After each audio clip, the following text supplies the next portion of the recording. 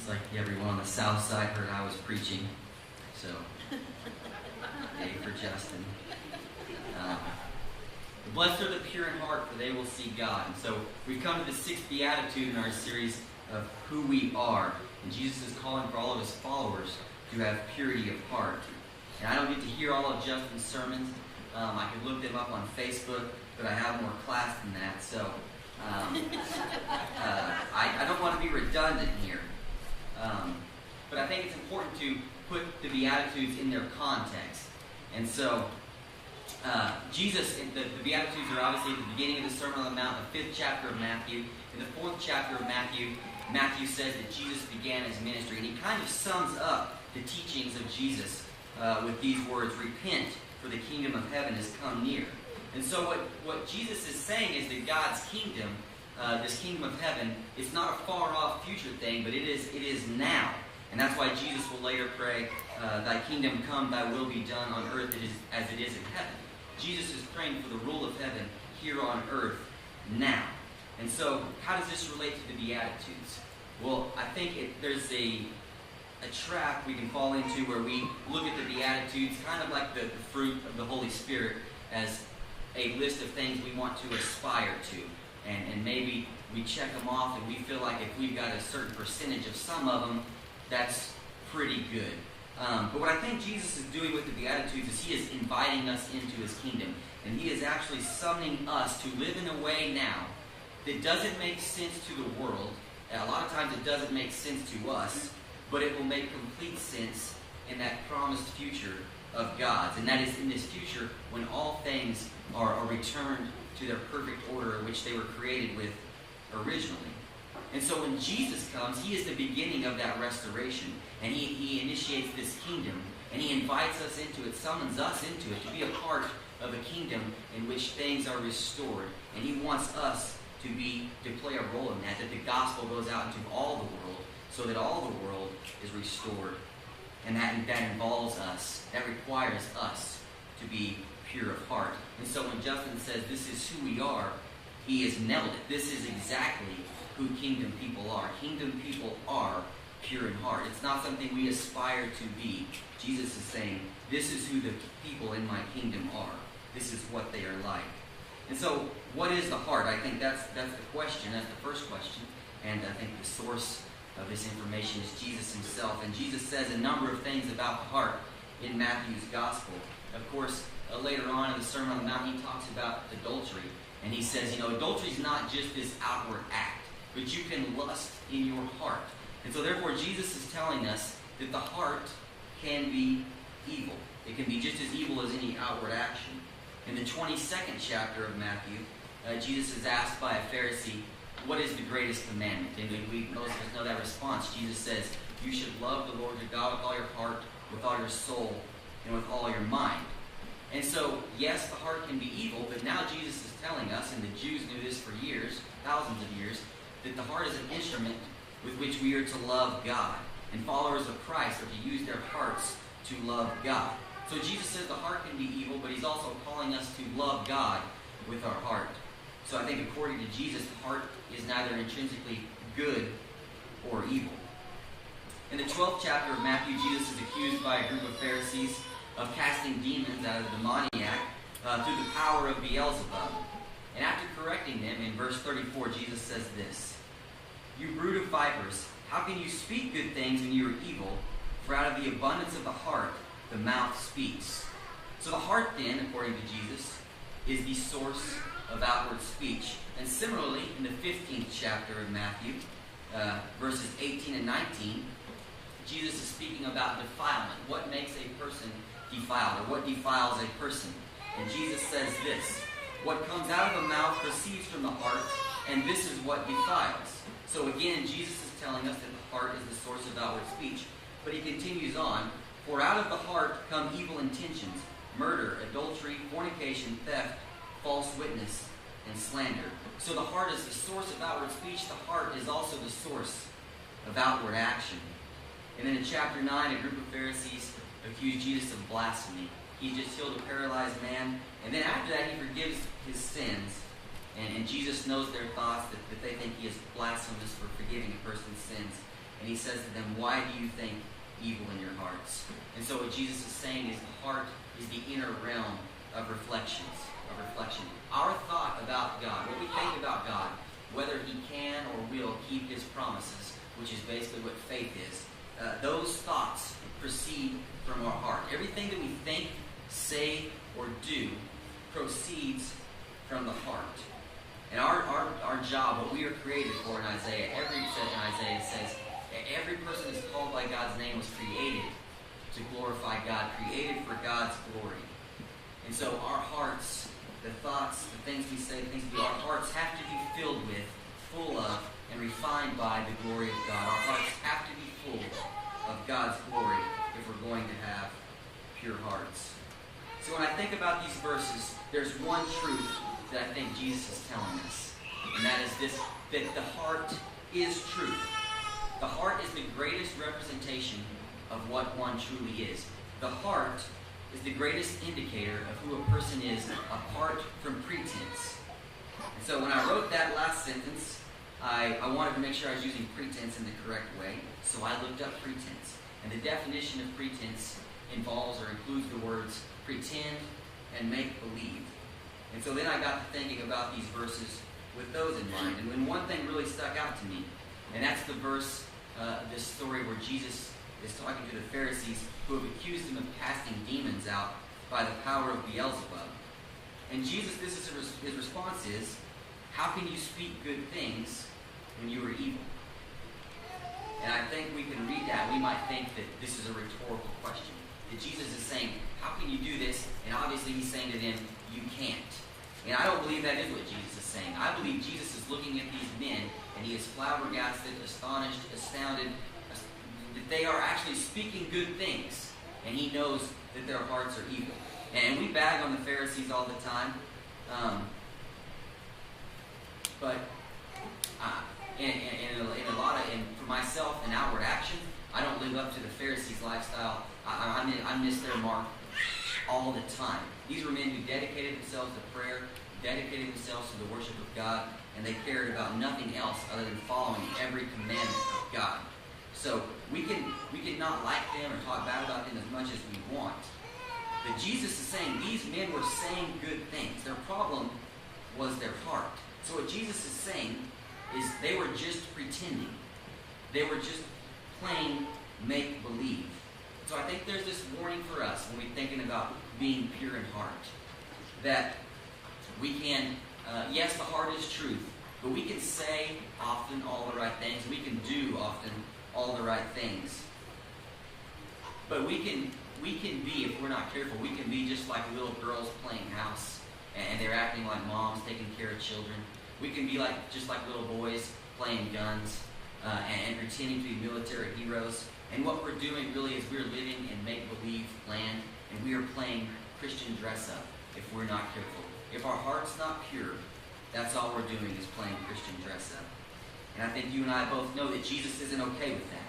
Jesus is not concerned with us doing right and wrong, only saying right and wrong. That's not his only concern for us.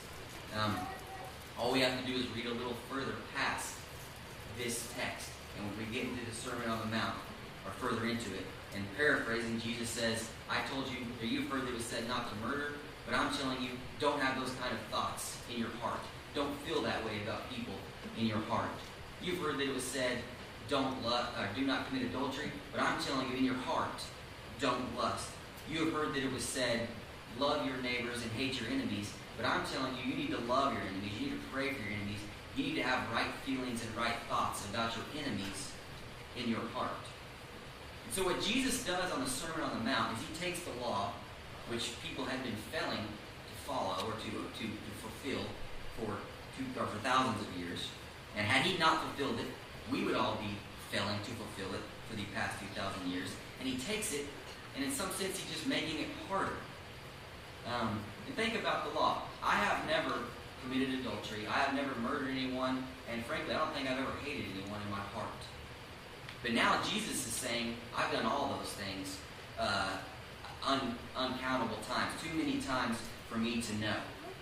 So what Jesus is saying to us is this is not about following laws, but this is about being pure in heart. So I think the question we have to ask is, what if Jesus came to part you? If Jesus came to part you and found no adultery, he found no murder, no gossip, no outward actions of favoritism, no factions, no prejudice towards groups, what would he say? Would he come here and see that and say, well done, good and faithful servants? And I think the answer from what we see in Matthew 5 and after is no. He would say, I'm not expecting you to be doing those things. In fact, I'm expecting that you would not be doing those things. But I think he would say to us, how is your heart? Is your heart pure, or are you just pretending? And so we need to make sure that we're not just playing church, that we're not playing dress up, that we're not living in a fantasy or a make-believe land or a make-believe world. So now I'm going to get to my main text. So I tried to hurry through that because I had some people tell me to not take a long time. So this is my main text. It's from Luke. But before I get to that, one thing I do want to say about purity. Oftentimes we judge things based on their level of purity, their percentage of purity. Things are marketed to us in that way. So you can go to Walmart, you go to the orange juice aisle, and you will see labels that say 100% orange juice, okay? Because they want us to buy their product because it is 100% pure. Silver bars are 0.999% pure. But I think the truth is, I know the truth is, things are either pure or they aren't. So a silver bar that is 0.999% pure is actually 0.001% impure. And if you take pure silver and mix it with impurities, then the whole bar is defiled. So something is impure at any level, it is completely impure. One time, I was probably in the 5th or 6th grade, and my brother in the 7th or 8th grade. And we were at home, alone, we were watching TV, it was kind of early in the morning, and for whatever reason, TV just wasn't cutting it for me. I didn't even more exciting in my life. So I went to the kitchen, and I got a bottle of Tabasco sauce and a little juice glass, and I shook that Tabasco sauce until about half of that glass was full of Tabasco. And then I filled it, the rest of it, with water, and I walked back into the living room, and I offered my brother some cherry Kool-Aid. And he took it. And why he took it, I don't know, because we never had Kool-Aid in our house. It just wasn't something that was purchased. And I certainly would not quit watching TV to go make him Kool-Aid. So I don't know why he took it, but he took it and he drank it. And he has only been moved to violence towards me a few times in our lives. But upon reflecting on those times, I always deserved it. But the truth is, what if I had just put one drop in that glass? Not 50%. It would have not been as pungent. It would have not been as polluted. But it would have been just as impure. There had been no water in that glass that wasn't wrong. It would have been, no water in that glass would have been pure water. It would have not been the way God intended water to be. Welcome to Chickasha. Everything is wrong with that bit of water. The same thing is true with our hearts. A little leaven works through the whole batch of dough. There are no levels of purity of the heart. There are only completely pure or completely impure hearts. So how do we make sure that our hearts are pure? I think we find the answers, or some answers, in the 8th chapter of Luke, verses 43 through 48. Now there was a woman who had been suffering from hemorrhages for 12 years, and though she had spent all she had on physicians, no one could cure her. She came up behind him and touched the fringe of his clothes, and immediately her hemorrhage stopped. Then Jesus asked, "Who touched me?" When all denied it, Peter said, "Master, the crowd surround you and press in on you." But Jesus said, "Someone touched me, for I noticed that power had gone out from me." And when the woman saw that she could not remain hidden, she came trembling.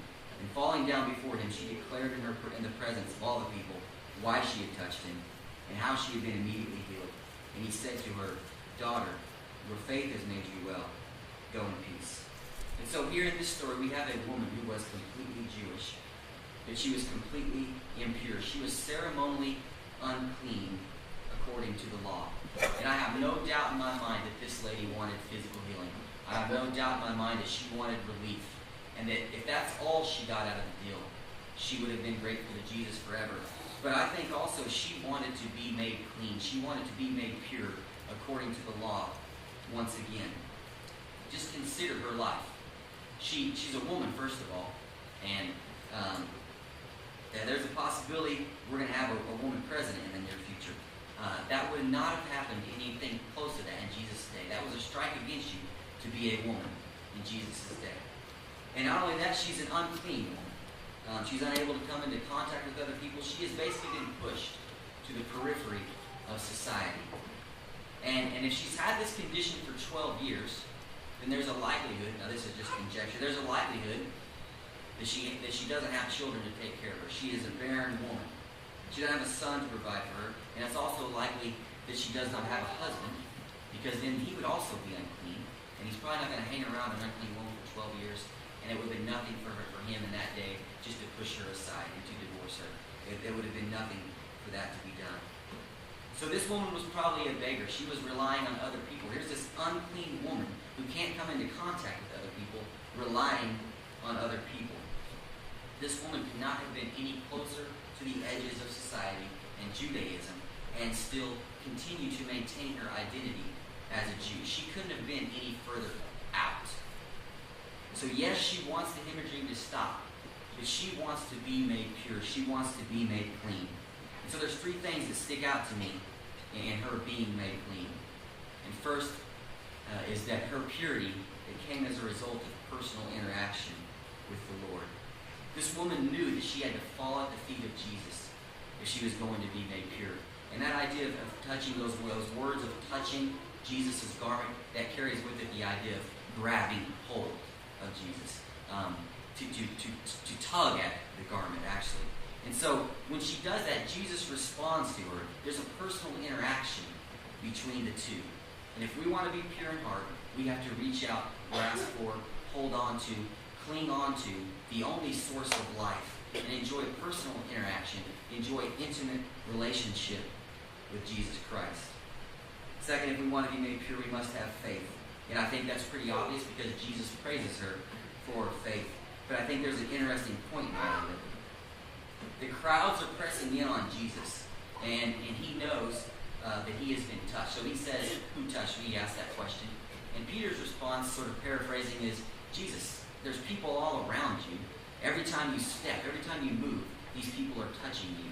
You're touching them. We're all touching each other. We've all been touched a lot of times." And Jesus is saying, no, Peter. Someone touched me.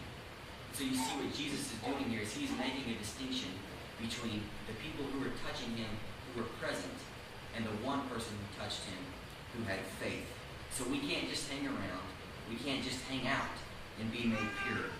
I remember when Danny Hinkle came here to fill in several years ago, he used the phrase churchianity. And I don't think that we can't persist, we can't try to pursue churchianity and hope that we're going to be made pure. The pure in heart won't just be. The pure in heart will be faithful, and they will be assured of the power of the Lord. And then the third thing I see is this interaction was not allowed to be private. One person was not going to receive the blessing of God and have that remain a secret from the crowd. So Jesus calls her out and in front of the crowd. And in essence, what Jesus is making her do is confess her impurity, confess her uncleanliness, and confess her disregard for the law, and that she was willing to push through who knows how many people, touching them, defiling them, so that she could get to Jesus.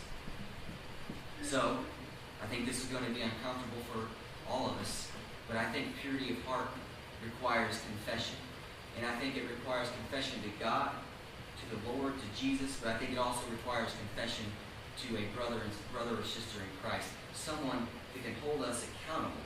Because the truth is, how else can we be pure if we can't identify, if we can't acknowledge the things in our own life that are now making us impure, that are now making us unclean? But here's the deal about confession that we see in this story, is that Jesus doesn't make her confess to shame her. Jesus makes her confess so that she can quit being this woman who's living on the edges of society, so that she can now be his daughter. Jesus makes us confess. Jesus wants us to confess, to acknowledge the things that are wrong with us, so he can acknowledge us as his sons and as his daughters. So this woman came for healing, and she came to be made pure according to the law. We see that.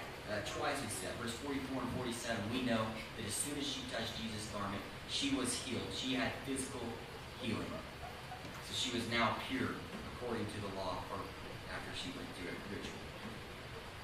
But she got more than she bargained for. In verse 48, Jesus tells us, or Matthew tells us, that she was not only healed, but that Jesus says, you have been made well.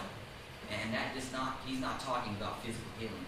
He is talking about her soul, her heart was made pure because she had an encounter with him. It makes sense then that the promise that goes along with this beatitude is that the pure in heart will see God. Because as C.S. Lewis says, it's only the pure in heart who want to see God. And I think we can make two mistakes with this story. First, we might think that this story is for people who have yet to come to Christ. And I think it certainly is, but it's not only for them. And I would say it's probably not primarily for them. Because as we mentioned earlier, as shunned as this woman was, as far out as she was a Jew. She was not an outsider. This is not a Gentile woman. This is not a Samaritan woman. She is a Jew. She is inside the fold. And you and I as Christians, we're not outside. We are inside. We're inside the fold. We are inside the family. But just like that woman needed Jesus, we need Jesus. Luke assesses her condition in this way. In verse 43, no one could heal her. In some other translations, it says, hers was an incurable disease. And with human effort, that was true. And maybe some of you are like me. I find myself struggling with sin, or I find myself having a bad attitude. I find myself feeling that I'm failing, or I find myself feeling defeated. It's different things at different times. But all too often I feel as though mine is an incurable disease. And on my own, it is. And so when we take communion, we're not just remembering the day on the cross that Jesus died, and that day that we were baptized and we were forgiven. But we are remembering what Jesus is doing every day in our life, showing us mercy, showing us grace, making us pure. That's why the early church got together every Sunday to take communion. I need this every Sunday. I don't just need it once. I don't need it every once in a while. But I need Jesus' blood every day, all the time. And I think the other mistake we can make is related to that, is that because Jesus praises this woman for her faith, we might think that this story is about her. Because Jesus says, your faith has made you well, we think this story is about her. Or we can emphasize her. But she has only been made well by faith, just to the same point that we are saved by grace through faith. And that is not because of us, but that is a gift of God. And so we refer to this story as the woman with the flow of blood. But friends, brothers and sisters, if we want to be made pure in heart, if we want to be made well, then we must come every second of every day to the man with the flow of power. Now is the time to come. If you have never come to Christ, and Steve, if you're ready, if you have never come to Christ, or if you've been in Christ for years, now is the time to come to Jesus.